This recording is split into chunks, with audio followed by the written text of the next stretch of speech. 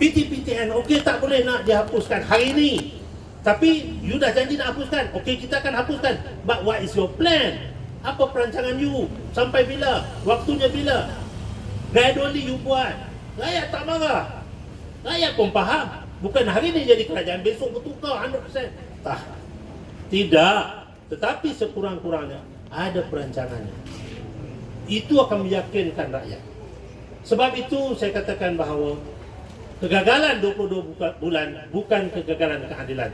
Itu adalah kegagalan Puak Tun Mahathir and the gang. Mereka yang gagal, bukan kita yang gagal. Kita telah coba sedaya upaya. Saya yang paling marah bila ada yang mengkritik Datuk Seri Anwar Ibrahim. Nak kritik dia buat apa? Dia duduk dalam kabinet pun tidak. Yang nak marah dia pasal apa? Dia duduk dalam kabinet pun tidak. Sebab tu dia setiap 2 minggu, 3 minggu akan jumpa Tun Mahathir. Untuk apa? Bagi tahu, bagi pandangan. Supaya tolonglah, hati-hatilah. Jangan sampai rakyat marah. Tapi dia tak peduli. Dia ikut kepala otak dia.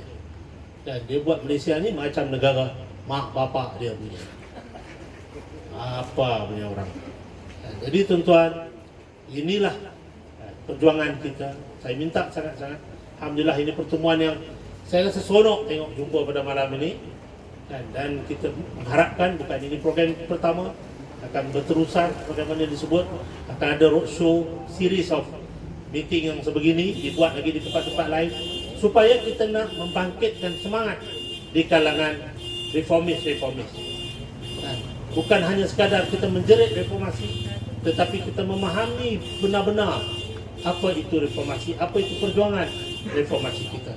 Tuan-tuan, tak boleh kita sumbang banyak, kita sumbang sikit. Kita sumbang sekadar yang kita mampu. Saya selalu mengambil cerita tentang bagaimana ketika Nabi Allah Ibrahim dibakar oleh Namrud. Sehingga ada seekor burung kelicap yang kecil paruhnya, mengambil air dengan paruh yang kecil, mencampak di dalam api yang sedang marak membakar Ibrahim. Sampaikan iblis bertanya, wahai burung, apa yang kamu boleh buat dengan muncung mulut kamu yang begitu kecil untuk memadamkan api yang marak? Apa jawab burung ini? Dia kata, memang kecil dengan tubuh aku yang kecil, tetapi sekurang-kurang jadi akhirat besok ketika mana Allah bertanya, ketika musuh Allah membakar kekasihmu, kekasih Allah SWT, apa yang kamu buat? Aku boleh menjawab, aku coba memadamnya walaupun dengan paruhku yang kecil.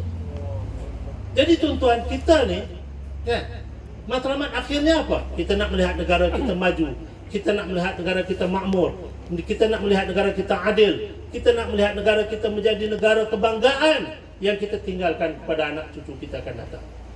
Betul tak? Jadi apa contribution kita? Saya ada takat RM1 bolehlah saya bagi. RM1, tapi RM1 itu nilainya jauh lebih besar daripada orang yang hartanya jutaan bagi RM1,000. Sebab itu sahabat Umar Al-Khattab antara yang paling dicemburu dengan Abu Bakar apa dia? Ketika mana Rasulullah bagi tahu kata nak mohon sumbangan untuk nak pergi berjihad, Abu Bakar dah bagi banyak dah. Dah bagi banyak ni kuda dan unta sebahagiannya kepada perjuangan. Dia rasa bangga dah, dia bagi banyak ni. Datang Abu Bakar, aku berikan seluruhnya. Walaupun sikit, hanya berapa ekor unta dan kuda. Sikit je, tapi semua. Rasulullah kata, apa yang tinggal pada kamu, wahai Abu Bakar?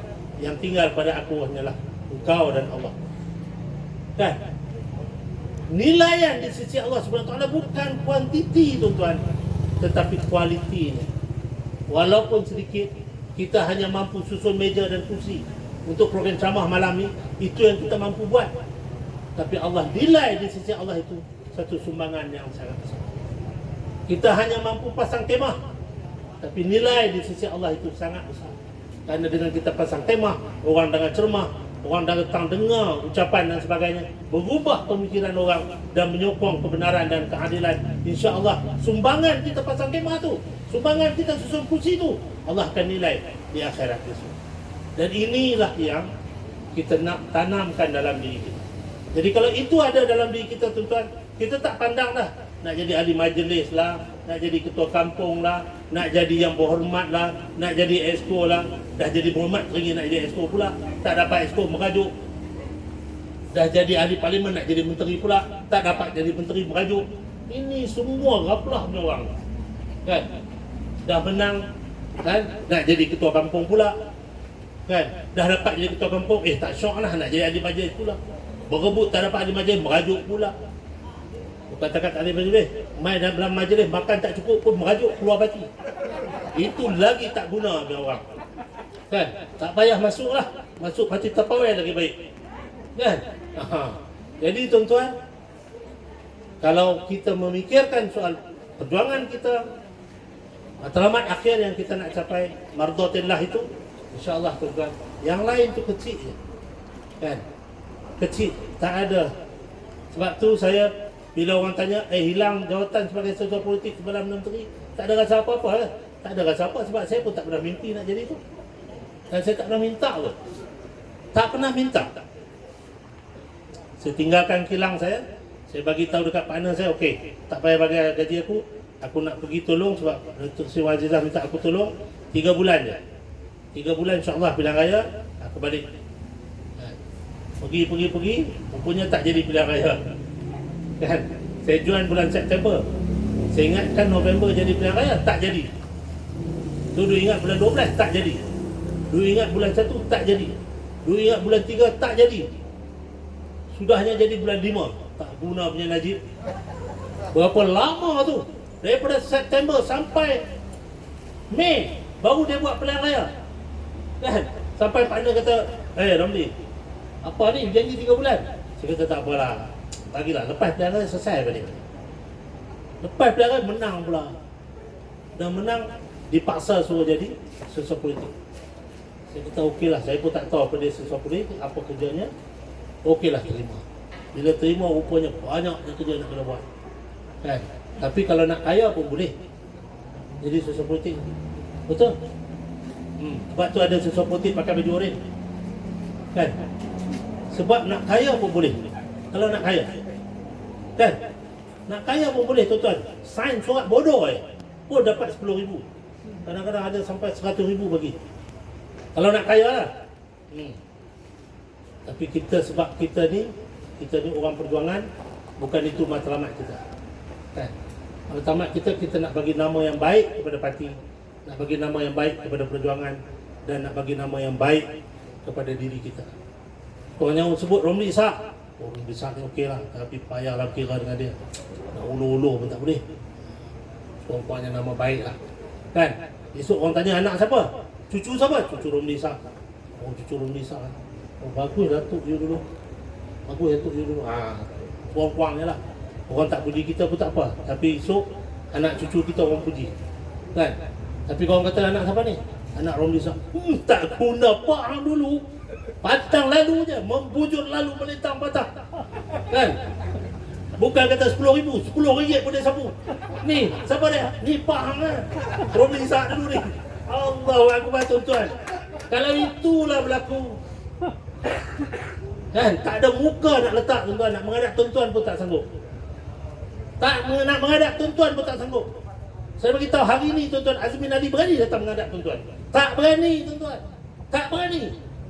Sebab terlalu banyak, beribu soalan tuan-tuan nak tanya dia, yang dia pun tak kerti nak jawab, kan? Tapi hari ni Romli Ishak datang, berani jawab, berani menghadap tuan-tuan lah. Tuan-tuan boleh tanya, boleh jawab, insyaAllah. Tak boleh jawab, mus jawab. Mus boleh terus jawab. Panjang lah. Ini masalah, mus dah sebut tadi. Orang politik ni lah masalah. Dapat mic, kubul mic, lupa nak berhenti. Jadi saya minta maaf banyak-banyak, tuan-tuan, kerana dah panjang saya ucap.